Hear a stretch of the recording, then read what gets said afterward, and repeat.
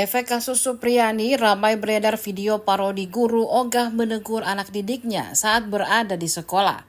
Sejumlah unggahan di media sosial memperlihatkan adegan guru cuek saja saat siswanya berulah.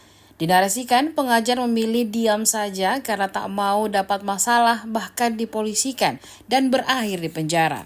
Seperti unggahan TikTok @mutia408, seorang guru tidak berkutik melihat siswanya dibully di depan mata. Hal yang sama juga diunggah akun @sansandori. Ia memparodikan anak sekolah sedang main judi di kelas saat pelajaran berlangsung. Ada juga momen siswa tidur di bangku saat pelajaran berlangsung.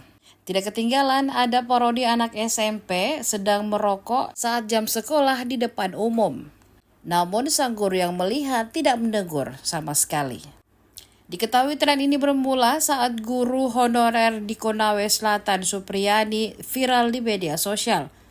Supriyani adalah seorang guru honorer yang mengajar di Sekolah Dasar Negeri 4 Baito, Kecamatan Baito, Konawe Selatan, Sulawesi Tenggara. Namanya diperbincangkan publik karena dituduh telah memukul salah satu murid berinisial D yang merupakan anak dari Ajun Inspektur 2 atau Aibda Hashim Wibowo.